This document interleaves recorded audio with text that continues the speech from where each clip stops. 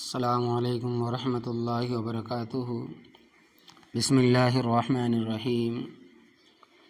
الحمد للہ نحمده ونستعینه ونستغفره ونؤمن به ونتوکل علیہ ونعوذ باللہ من شرور انفسنا ومن سیئات اعمالنا من يهده اللہ فلا مضل له ومن يضلل فلا هادی له ونشهد أن سيدنا ومولانا محمد عبده ورسوله أما بعد فقد قال الله تعالى في القرآن المجيد والفرقان الحميد أعوذ بالله من الشيطان الرجيم بسم الله الرحمن الرحيم ولتكبروا الله على ما هداكم ولعلكم تشكرون صدق الله العظيم۔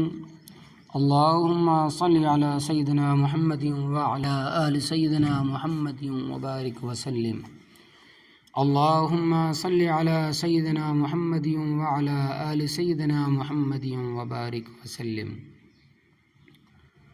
محترم بزرگوں اور عزیز دوستو، عید سعید خوش نصیب کے لیے ہے، یعنی عید الفطر کا دن اس خوش نصیب لوگوں کے لیے جو اللہ تبارک و تعالیٰ کی فرما برداری کرے، اس کی نافرمانیوں سے بچے۔ نیز عید اس کے لیے ہے جو نماز اور روزے کا پابند رہا، ذکر الہی کے ساتھ شب بیداری میں مشغول رہا، اور آئندہ بھی اسی طرح پابند شریعت رہنے کا عزم مصمم ہو۔ عقل مند اور ہوشیار وہ شخص ہے جو اپنے رب کی خوشنودی کی تلاش میں رہتا ہے، مزید اطاعت کے دروازوں کی تلاش میں رہتا ہے۔ شوال کے 6 روزوں پیر اور جمعرات ایام 20 یعنی ہر ماہ 13، 14 اور 15 تاریخ کے مسنون روزوں کے لیے کمر کس لیتا ہے، اور نادان اپنے لہو و لعب کے ساتھ مگن رہتا ہے، یہاں تک کہ عید کے دن فسق و فجور کے نت نئے دروازے کھولتے ہوئے شیطان کو خوش کر دیتا ہے، اور نیکیاں اپنے ضائع کر لیتا ہے، برباد کر لیتا ہے، بنائی ہوئی عمارت خود اپنے ہاتھوں سے گرا دیتا ہے۔ حضرت حسن بصری رحمۃ اللہ علیہ کا فرمان ہے کہ ہر وہ دن جس میں اللہ تبارک و تعالیٰ کی معیشت نہ ہو، گناہ نہ ہو، وہ بھی عید کا دن ہے، اور ہر وہ دن جس میں ایک مومن اللہ تبارک و تعالیٰ کی اطاعت کرتے ہوئے ذکر و اذکار کے میں مشغول ہو کر وقت گزارتا ہے، وہ وقت بھی عید ہی ہے، وہ دن بھی عید ہی کا دن ہے۔ عید اس کی نہیں جس نے نئے لباس زیب تن کر لیے، عید اس کی نہیں جس نے نئے کپڑے پہن لیے، عید اس کی نہیں جس نے مہنگے کپڑے پہن لیے، موبائل 10,000 کا لے لیا، جوتے 10,000 کے لے لیے، گلے میں لاکٹ ڈال لیے، انگلیوں میں انگوٹھی پہن لیے، بلکہ عید اس کی ہے جس کی اطاعت و فرما برداری میں ترقی ہی ترقی ہو۔ عید اس کی نہیں، عید اس کی نہیں جو خوشنما لباس سے آراستہ ہو، عید کی مناسبتوں سے نئی نئی سواریوں پر سوار ہو، بلکہ حقیقی عید اس کی ہے جس کے سارے گناہ معاف کر دیے گئے ہوں، اور اسے دارالسلام جنت میں داخلے کی خوشخبری ملنے والی ہو۔ عید اس کی نہیں جو دنیا طلبی میں مال و متاع، درہم و دینار کے چکر میں حلال و حرام کی تمیز کو بالائے طاق رکھتا ہو، بلکہ حقیقی عید تو اس کی ہے جو اپنی آخرت سنوارنے کی فکر میں دنیا سے کفا پر راضی ہوتا ہو، اور دنیا داروں سے مروب ہوئے بغیر جنت میں محلات تعمیر کرتا ہوا چلا جاتا ہو۔ عید حقیقی خوشیاں ان خوش نصیبوں کے لیے ہے جو اپنی ضرورت مند بھائیوں کی ضرورتوں کی تکمیل کی کوشش کرتے ہیں اور انہیں اپنی خوشیوں میں شریک کرتے ہیں۔ اس لیے سچ فرمایا نبی کریم صلی اللہ علیہ وسلم نے کہ وہ شخص مومن نہیں ہو سکتا، وہ شخص مومن نہیں ہو سکتا، وہ شخص مومن نہیں ہو سکتا جو خود تو پیٹ بھر کے کھائے اور اس کا پڑوسی بھوکا رہے۔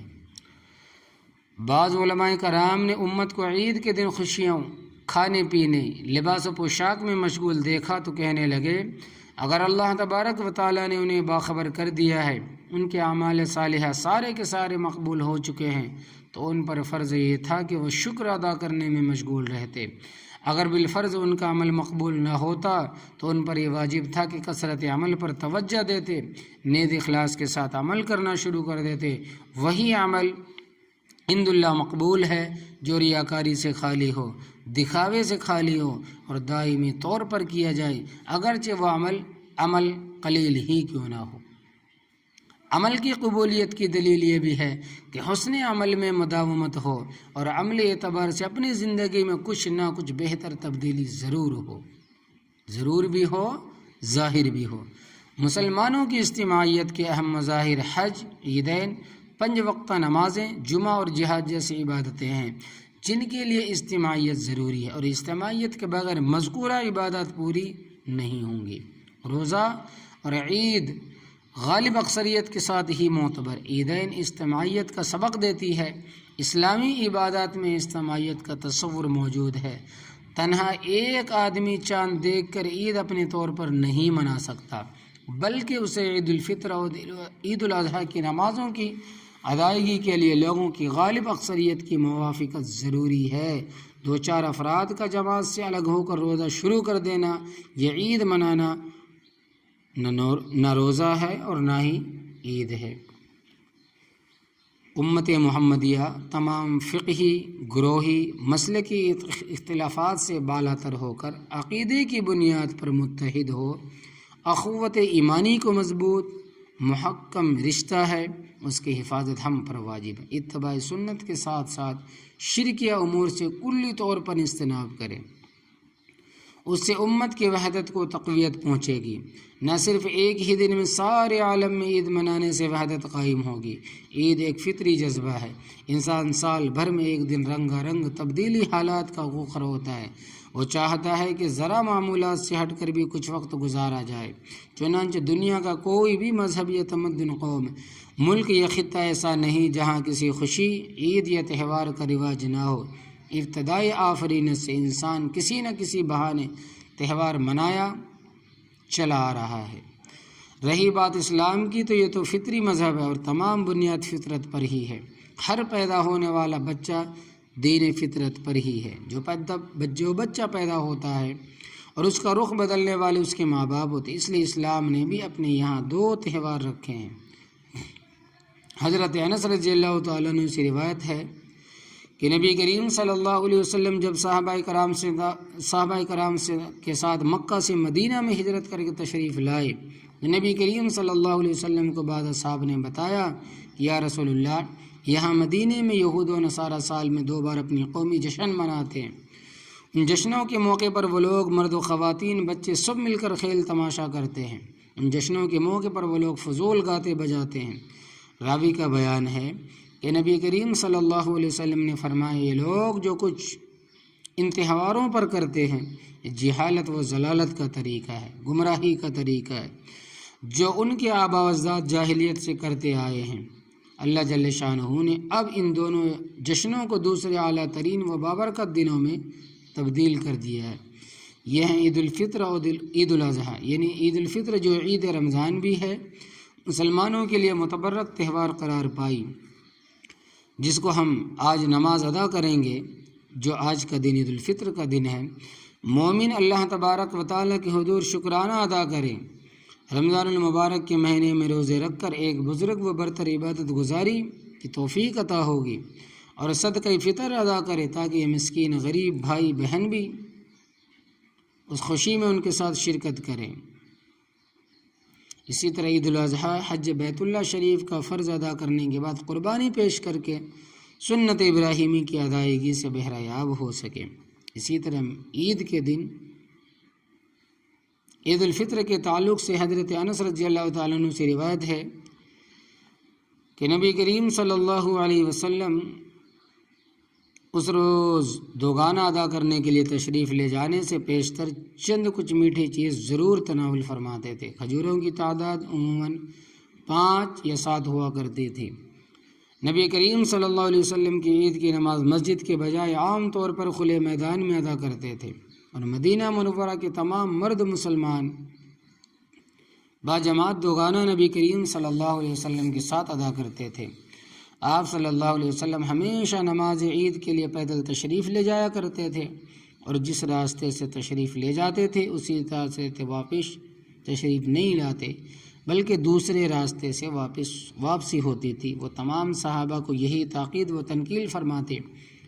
آنے جانے میں، آمد و رفت میں راستے کی تبدیلی کے بارے میں ایک روایت یہ ہے کہ اس میں یہ حکمت عملی ہے کہ مومنوں کو اس نیک عمل کی زیادہ سے زیادہ تشہیر ہو جائے۔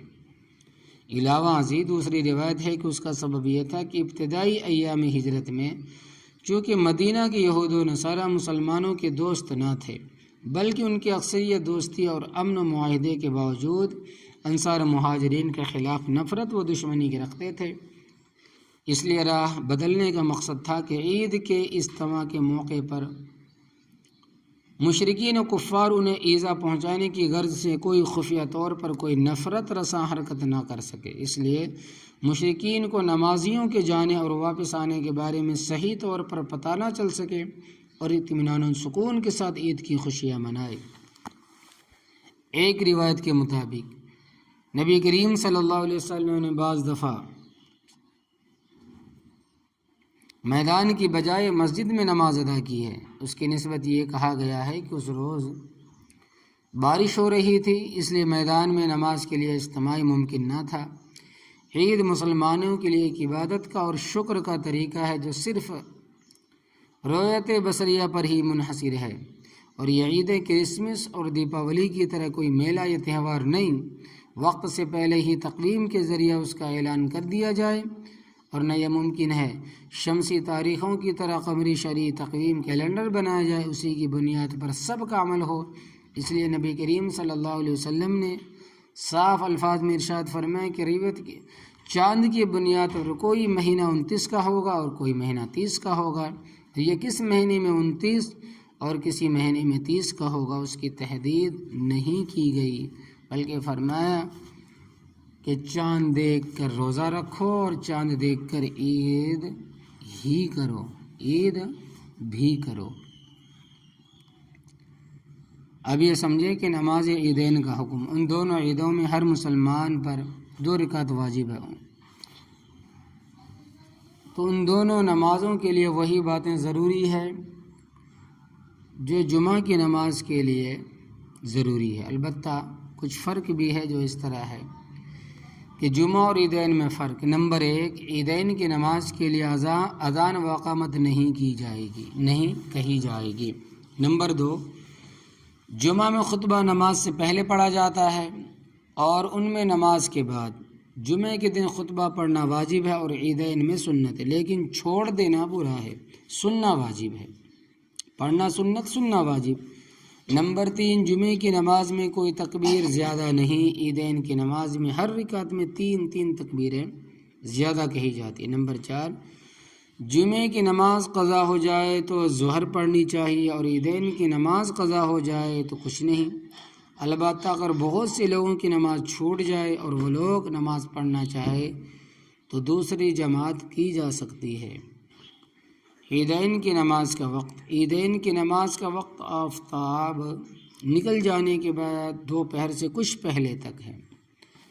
اگر کسی وجہ سے عید الفطر کی نماز شوال کی 1 تاریخ کو نہ پڑھی گئی تو پھر اس کو دوسرے دن پڑھا جا سکتا ہے، اور عید الاضحیٰ کی نماز 11-12 تاریخ تک پڑھی جا سکتی ہے۔ عیدین کی نماز کا طریقہ بھی سن لیں آپ حضرات۔ دونوں عیدوں کی نمازوں کے پڑھنے کا طریقہ یہ ہے کہ امام اور مقتدی پہلے اس طرح نیت کرے کہ میں عید الفطر یا عید الاضحیٰ کی 2 رکعت واجب نماز 6 تکبیروں کے ساتھ قبلہ رو ہو کر پڑھتا ہوں، اور مقتدیوں کو اتنا کہہ لینا چاہیے کہ میں اس امام کی اقتداء میں نماز پڑھتا ہوں۔ نیت کے بعد امام بلند آواز سے اللہ اکبر کہہ کر ہاتھ باندھ لے اور مقتدی آہستہ سے اللہ اکبر کہہ کر ہاتھ باندھ لے اور دونوں ثنا پڑھے۔ ثنا کے بعد پھر امام بلند آواز سے تکبیر کہہ کر اپنے دونوں ہاتھ کانوں تک لے جائے اور پھر چھوڑ دے۔ تمام مقتدی بھی اس کے ساتھ ایسا ہی کرے۔ پھر دوسری بات امام تکبیر کہتے ہوئے دونوں ہاتھوں کو کانوں کی لو تک لے جائے اور پھر تیسری بار امام مقتدی تکبیر کہہ کر ہاتھ چھوڑ دے، مقتدی بھی ایسا ہی کرے، اور پھر چوتھی بار امام اور مقتدی تکبیر کہہ کر ہاتھ اٹھائے اور اس بار ہاتھ چھوڑے نہیں بلکہ باندھ لیں۔ اب امام آہستہ سے تعاوذ اور تسمیہ پڑھے، یعنی اعوذ باللہ بسم اللہ پڑھے اور بلند آواز سے سورہ فاتحہ قرآن پاک کی کوئی صورت پڑھے، پھر رکوع سجدہ کر کے ایک رکعت پوری کرے، دوسری رکعت میں کھڑے ہو کر پہلے سورہ فاتحہ کوئی صورت پڑھے اور صورت ختم کر لے تو رکوع میں نہ جائے بلکہ تکبیر کہہ کر دونوں ہاتھ کانوں تک لے جائے اور چھوڑ دے، اور تمام مقتدی بھی ایسا ہی کریں۔ پھر دوسری بار تکبیر کہہ کر ہاتھ اٹھائے اور چھوڑ دے اور تمام مقتدی بھی ایسا ہی کرے۔ پھر تیسری بار امام تکبیر کہہ کر ہاتھ اٹھائے اور چھوڑ دے، مقتدی بھی ایسا ہی کرے۔ پھر چوتھی بار امام تکبیر کہہ کر رکوع میں چلا جائے اور اس کے ساتھ تمام مقتدی بھی رکوع میں چلا جائے اور بقیہ نماز جیسے عام طور پر پوری کی جاتی ہے پوری کرے۔ نماز ختم ہونے کے بعد امام ممبر پر چلا جائے اور کھڑے ہو کر خطبہ پڑھے، تمام مقتدی خاموشی سے سنیں، اور اگر امام خطبے کے بعد دعا مانگ لے تو اس میں کوئی حرج نہیں ہے، لیکن دعا مانگی نماز ہی کے بعد چاہیے۔ عیدین میں بھی جمعے کی طرح 2 خطبے ہوتے ہیں، درمیان میں بیٹھنا سنت ہے۔ عیدین کی نماز میں سورہ جمعہ، سورہ منافقون اور سورہ اعلیٰ، سورہ غاشیہ میں سے 2 کا پڑھنا سنت ہے۔ محترم بزرگوں، دونوں عیدوں کے دن کی سنتیں اور مستحبات، یعنی کہ عید کے دن کے معمولات کیا ہے۔ نمبر 1 غسل کرنا، مسواک کرنا۔ نمبر 2 جو اچھا لباس میسر ہو وہ پہننا۔ نمبر 3 خوشبو لگانا۔ نمبر 4 عیدگاہ میں نماز پڑھنا، یعنی عیدین کی نماز ہر مسجد میں پڑھی جا سکتی ہے لیکن عیدگاہ میں پڑھنا سنت۔ آپ صلی اللہ علیہ وسلم اور تمام صحابہ نے ایسا ہی کیا۔ نمبر 5 عیدگاہ تک پیدل جانا، اگر کوئی معذوری ہو یا مجبوری ہو یا عیدگاہ بہت دور ہو تو سواری پر جانے میں کوئی حرج بھی نہیں۔ نمبر 6 ایک راستے سے جانا اور دوسرے راستے سے واپس آنا۔ عیدین کی نماز سے پہلے کوئی نفل نماز پڑھنا مکروہ، اگر فجر کی نماز قضا ہو گئی ہو تو اس کو گھر میں ہی پڑھ لینا چاہیے، عیدگاہ میں پڑھنا نہیں چاہیے۔ عید الفطر کے خاص احکام۔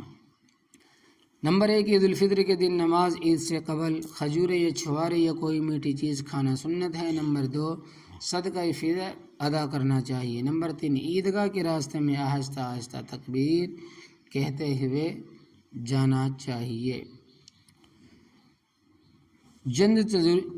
چند ضروری مسائل۔ نمبر 1 مردوں کی طرح عورتیں اور وہ لوگ جن پر عیدین کی نماز واجب نہیں ہے وہ تمام نماز عید سے پہلے نفل نماز نہ پڑھے۔ عید کی نماز سے پہلے نفل نماز سب کے لیے مکروہ ہے، البتہ فجر کی نماز قضا کی جا سکتی ہے، وہ عیدگاہ میں نہیں گھر پر پڑھ لے۔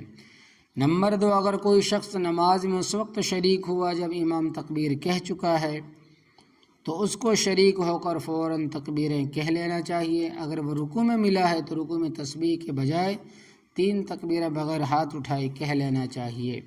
اگر پوری نہ ہو سکے تو پھر کوئی حرج نہیں، اس کی نماز ہو جائے گی۔ نمبر 3 اگر کسی کی ایک رکعت چھوٹ جائے تو اس کو سلام کے بعد کھڑے ہو کر ایک رکعت پوری کرنی چاہیے اور اس رکعت میں قرات کے بعد 3 تکبیریں کہنی چاہیے، فوراً کھڑے ہوتے ہی تکبیریں نہ کہنی چاہیے، اس لیے اگر فوراً تکبیر کہے گا تو دوسری رکعت کی تکبیر اور یہ تکبیریں پیں در پہ ہو جائیں گی اور یہ ثابت نہیں ہے، اس لیے قرات کے بعد تکبیر کہے۔ اگر امام پہلی یا دوسری رکعت میں تکبیر کہنا بھول جائے تو اس کو رکوع میں کہہ لینا چاہیے، پھر دوبارہ تکبیر کے لیے کھڑا نہیں ہونا چاہیے، اور اگر کھڑا ہو جائے تب بھی جائز ہے۔ اگر تکبیر بالکل بھول جائے تو بھی نماز ہو گئی، دوبارہ نماز پڑھنے کی ضرورت نہیں ہے اور نہ سجدہ سہو کرنے کی ضرورت ہے۔ عام نمازوں میں اگر کوئی واجب چھوٹ جائے تو سجدہ سہو ضروری ہوتا ہے، لیکن عیدین میں مجمع کی زیادتی کی وجہ سے گڑبڑ پیدا نہ ہو اس لیے فقہاء نے سجدہ سہو نہ کرنے کا حکم دیا ہے۔ اللہ تبارک و تعالی ہمیں عمل کرنے کی توفیق عطا فرمائے، آمین۔ وآخر دعوانا الحمد للہ رب العالمین۔ اور ایک بات یاد رکھیں کہ وہ کہنا میں بھول گیا تھا کہ تاریخ گواہ ہے کہ اسلام امن چاہتا ہے، سلامتی چاہتا ہے، سکون چاہتا ہے۔ اسلام چاہتا یہ ہے کہ ہم سے کوئی پریشان نہ ہو، ہم کسی کو پریشان نہ کریں، اس لیے کہ ہم ہندوستان میں رہتے ہیں، اور یاد رکھیں کہ لوگوں کو اسلام یہ کہتا ہے کہ جب تم راستے سے جاؤ تو کسی کو تکلیف نہ پہنچاؤ، کسی کو پریشان نہ کرو، نہ ہاتھ سے، نہ زبان سے، نہ عمل سے، نہ قول سے، نہ فعل سے۔ اس لیے ہم دیکھیں کہ تاریخ گواہ ہے کہ ہر سال ہم عید کی نماز پڑھتے ہیں، اللہ تبارک و تعالیٰ کا شکر ہے، لیکن عید کے دن جب ہم گھر سے نکلتے ہیں عید کی نماز کے لیے، کسی مندر کے سامنے، کسی ہندو بھائی گھر کے سامنے ہم نعرہ نہیں لگاتے، پریشان نہیں کرتے، سکون چاہتے ہیں، دنگا نہیں کرتے، فساد نہیں کرتے۔ ہم آتے ہوئے بھی جاتے ہوئے بھی کہ ہم کسی مندر کے اوپر اسلام کا جھنڈا نہیں لہراتے، کسی گھر کے سامنے نعرہ تکبیر نہیں کہتے، سکون سے جاتے ہیں، سکون سے آتے ہیں۔ اور آپ گواہ رہیں، دنیا بھی گواہ ہے، عید کے دن پورے ہندوستان کے اندر، پورے دنیا کے اندر نہ کہیں فساد ہوتا ہے، نہ کہیں دنگا ہوتا ہے، بالکل بھی نہیں۔ اور پولیس والے بھی کہتے ہیں کہ اتنا سکون ہمیں عید کے دن ملتا ہے۔ ہمارے عیدوں میں، دیپاولی میں، گنیش کے موقع پر، یا پھر کوئی جتنے آپ پکڑ لیں ہولی کے موقع پر، ہمیں اتنا ڈر ہوتا ہے، ہم اتنا پریشان ہوتے ہیں، نہ جانے کہاں دنگا ہو جائے، کہاں کیا ہو جائے۔ پولیس والے بھی سکون میں کہتے ہیں کہ عید کے دن ہمیں اتنا سکون ملتا ہے، ہم بیٹھے رہتے ہیں اور آ کر ہمیں مبارکباد دیتے ہیں، اور شام کو ہم گھر واپس چلے جاتے ہیں، نہ کہیں دنگا، نہ کہیں فساد، نہ کوئی توڑ، نہ کوئی پھوڑ، نہ کہیں آگ زنی، نہ کہیں گاڑی کو جلایا جاتا ہے، نہ کسی کو مارا جاتا ہے، نہ کوٹا جاتا ہے، نہ کچھ کیا جاتا ہے۔ اور پھر یہی اسلام امن چاہتا ہے، سکون چاہتا ہے، اور پھر اسی کو پھر دہشت گرد کہتے ہیں۔ اور آپ اپنی تہواروں میں دیکھیں، ہولی کے موقع پر، دیپاولی کے موقع پر، آپ آپ کا جو تہوار ہے گنیش کا ہو، یا پھر آپ کا جو دیوتاؤں کا جو تہوار ہے، آپ دیکھیں اس کے اندر کہ اتنا آگ زنی، اتنا دنگا، اتنا فساد، یہ گنڈے، یہ موالی، یہ صرف ہندوستان کو برباد کرنا چاہتے ہیں، اپنے آپ کو برباد کرنا چاہتے ہیں۔ یہ انسان کے دشمن ہے، انسانیت کے دشمن ہے۔ اور دیکھیں کہ ان کے تہواروں میں کئی مسجدیں پھونکی جاتی ہے، کئی مسجدوں کے اوپر جھنڈا لہرایا جاتا ہے۔ تو گنڈے ہم نہیں ہیں، دہشت گرد ہم نہیں ہیں، مسلمان امن چاہتا ہے۔ ابے دہشت گرد تم ہو، دہشت گردانہ کام تم کرتے ہو، ہم نہیں کرتے۔ اسلام امن چاہتا ہے۔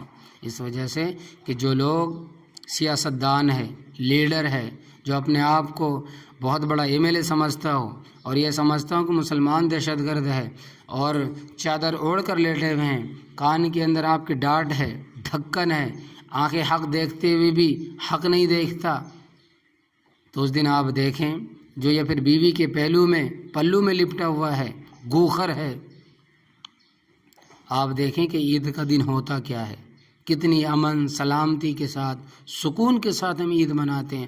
اور ہم پھر ایک میسیج دیتے ہیں لوگوں کو، عید ایسے منائی جاتی ہے، عید اس کو کہتے ہیں، خوشی اس کو کہتے ہیں، اس کو نہیں کہتے جو پی کر کہیں کسی کو ختم کر دے، پورا شہر کے شہر تباہ و برباد کر دے۔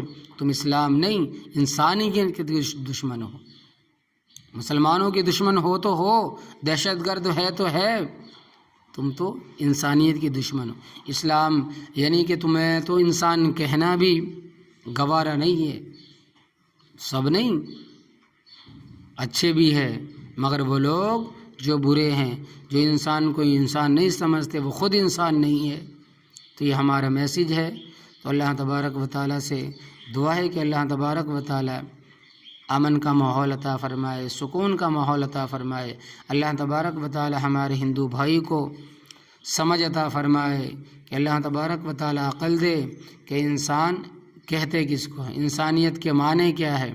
مرنا ہمیں بھی ہے، مرنا تمہیں بھی ہے، مرنا مگر مرنے کے بعد حساب تمہیں بھی دینا ہے، ہمیں بھی دینا ہے۔ وہ جو بیچارے جو آگ زنی میں جس کے گھر برباد ہو گئے، جس کے بچے یتیم ہو گئے، بیوی بیوہ ہو گئی، عورتیں، قیامت کے دن اگر گریبان پکڑے گا اور جہنم کے اندر ڈھکیلے گا تو اس وقت کیا جواب دو گے؟ اور ہمیشہ ہمیشہ کے لیے ہے ہی تو پھر جہنم۔ پہلے یہ کہ اللہ تبارک و تعالیٰ انہیں ہدایت دے اسلام کے، اللہ تبارک و تعالیٰ ایمان میں آ جائے۔ اگر نہیں ہے تو اللہ تبارک و تعالیٰ ایسے لوگوں کو، ناپاک لوگوں کو چن چن کر اس دنیا سے لوگوں کو، ایسے لوگوں کو زمین کا جو بوجھ ہے اس زمین کو اللہ تبارک و تعالیٰ ہلکا کر دے۔ وآخر دعوانا الحمدللہ۔